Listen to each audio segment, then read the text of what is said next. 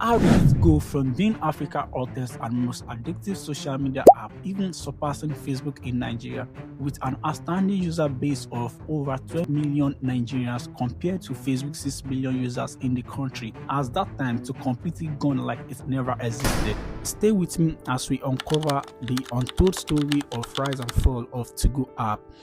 Welcome to Unlimited Village YouTube channel, where we talk about tech stories, review smartphone and how-to videos that makes your digital life easier. If you love nostalgic tech stories like this channel is for you. Kindly click on the subscribe button to subscribe to our channel and click on the notification bell to never miss a video from us.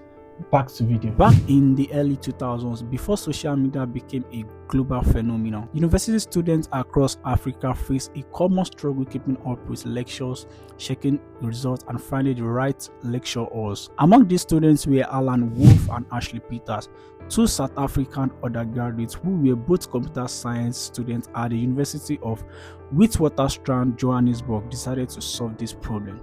So in the year 2006, Wolf and Peter built a basic mobile site which only allowed just the both of them to track which lecture they had to go for next, and due to the effectiveness and usefulness of the mobile site, they shared their latest development with their close friends who also found the site very powerful and useful after using it for just a few weeks. Alan, being a quick and deep thinker, came up with the idea that the app should be used for more than just tracking classes alone.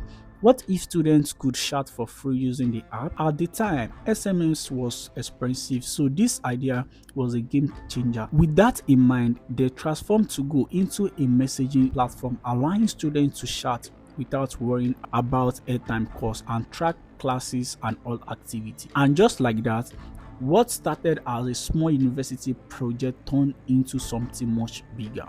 In 2007, To-Go officially launched as an easy-to-use app, and luckily for them, at that time, smartphones were not common in Africa, so the app was built with future phones users in mind. The app was so easy to use, which was why it became popular due to its low data usage and compatibility with features phones which were common at the time. First day of launch in 2007, they had hundreds of users all from their university. By the end of the week, they hit 1,000 users. 2 weeks later, To-Go spread beyond Johannesburg and to over South Africa's universities. At this point, Alan and Peter dropped all focus on their academics and poured everything into growing To-Go bigger. Investors came knocking, but they refused external funding. They kept a lean team of just 8 people working tirelessly to improve the app while paying themselves the bare minimum, while also being frugal in their spending and investing their time, energy, and profit in building the company, working on better version of the app. As time went by, Alan Wolf completed his degree and could now dedicate all of his time to grow To-Go. Around this time, Wolf and Peter decided to approach Wolf's father to request renting an office space, promising to repay him. Seeing the burning passion in the eyes of the two young men, Mr. Wolf agreed to their terms. Having their own office space gave them the chance to be more creative and organized. It was then that reality is they realized that despite their technical skills, they lack business sense. This made them understand the importance of hiring a business development manager, who is Peter Lockhart. Peter Lockhart, fresh out of his MBA program, was eager to put into practice everything he had learned during his graduate studies. He was described by Ashley Peter as a very energetic individual, a quick and strategic thinker who would be a great and positive addition to the business. Lockhart hit the ground running by doing some minor advertising using Google AdWords, now known as Google Ads. As luck would have it, Peter Lockhart came in contact with two East African bloggers who helped them push and publicize To-Go in Kenya. As that time in Kenya, the cost of SMS was quite high. People generally preferred to use their airtime for calls rather than sending text messages. So when To-Go was introduced to the general public, it experienced rapid and massive growth in the country. Unfortunately, that growth began to decline when Kenya revised its SMS pricing model. making it much cheaper to send text messages. As a result, To Go gradually lost its popularity in Kenya, which was obviously a major setback for the business. This development forced the team to re-strategize and come up with better ways to make To Go popular and rise again in the Kenya market. While they were busy strategizing and planning how to make To Go a success in Kenya, they had no idea that the app was about to experience its biggest breakthrough, not in East Africa, but in a West African country known as the most populous nation in the continent. To Go was about to go viral in Nigeria. Imagine the impact of a brand suddenly exploding in popularity in a country like Nigeria. In the words of Ashley Peter, we had Nigeria in mind as a viable market since 2009. The telecommunications sectors in Nigeria was growing rapidly, and it was clear to us that we could offer an affordable and effective way for people to communicate and socialize online. We would succeed. Feature phones were also very popular in Nigeria, and we had developed strong expertise in creating a great user experience for such devices. He also mentioned that this is why they strongly believed there was huge potential for To Go in other emerging markets, as the platform was primarily focused on feature phone.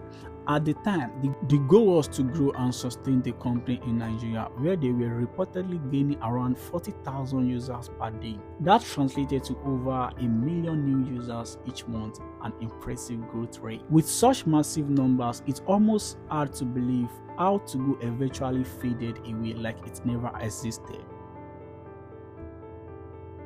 Back in 2012, To Go boasted over 20 million users, with more than 12 million of them active in Nigeria alone. Remarkably, this growth happened without any formal marketing. The app grew organically through a simple invite contact feature. To Go became the definition of cool during its prime. It was everywhere, and if you were not on To Go, you were not considered trending or up to date. And I could remember vividly then in 2012 or 2013 when I purchased my Nokia phone and I opened To Go. Oh, I felt on top of the world. Like then, if you are not on To Go, you are not in vogue. My username then was Bolaji N7, and I still remember till date. So I will ask my guys and girls, then let's chat on Facebook. What's your username? I will purchase Go credit to join chatrooms to meet new people. Then I could remember I have a girlfriend I met on To Go, all these things, loving. Then I know we all do this, then memories. Looking back, To Go had the potential to become Africa's fifth major homegrown social network success. And for 5 years, it reigned supreme. But eventually, its dominance began to fade, especially with the rise of other powerful platforms like WhatsApp, Instagram, and BlackBerry Messenger.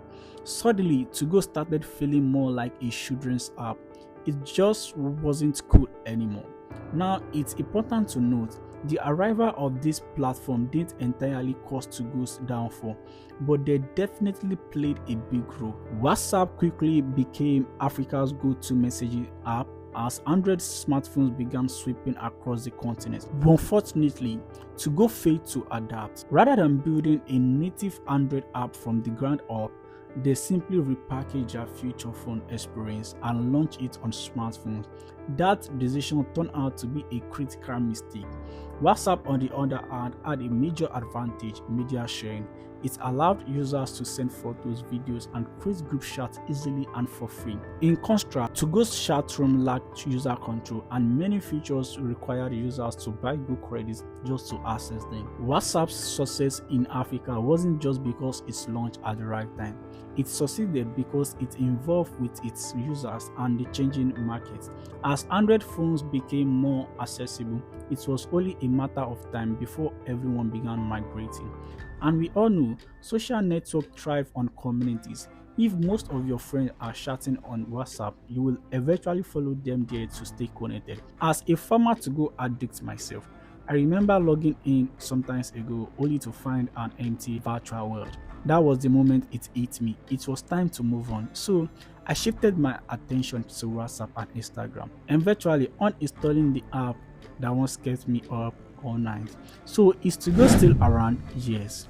but it's definitely not what it used to be. When was the last time you heard of 2go, if not this video? Some of us, we have forgotten about it. After its heyday, most people switched to WhatsApp, Instagram, Twitter, and other platforms. We try to keep up, but the world of tech moves fast. Maybe too fast for 2go to keep pace. Today, 2go still exists, mostly for feature phone users or a small group of loyal fans, but it no longer has the buzz or the huge community it once had. That said, the story of 2go isn't just about an app fading away. It's a powerful reminder about the importance of adapting and evolving, and who knows, maybe someday with the right innovation it could make a comeback. So while the story of 2go may seem like just another tech rise and fall, it actually reflects something much deeper: the importance of evolving. In life, just like in tech, things change fast. What worked yesterday might not work today. The world won't wait for anyone who refuses to adapt, whether it's in business, relationship, or personal growth.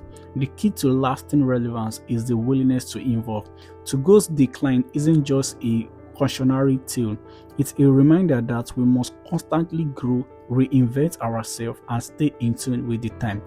So let me leave you with this: don't be afraid to change. Be afraid of staying the same in a world that never stops moving. If you find this video insightful, make sure you give it a thumbs up, subscribe to the channel, and please make sure you turn on your notifications so that you never miss a video from us. Got some memories of using 2go or thoughts on how we can keep evolving in this digital age? Drop them in the comment section. I would love to hear from you. Hey, share this video with a friend that needs a reminder that change isn't the end, it's the beginning of something greater. Until next time, keep growing, keep evolving, and keep staying tuned to this channel for more content that will make your digital life easier. I am Untold. Peace out.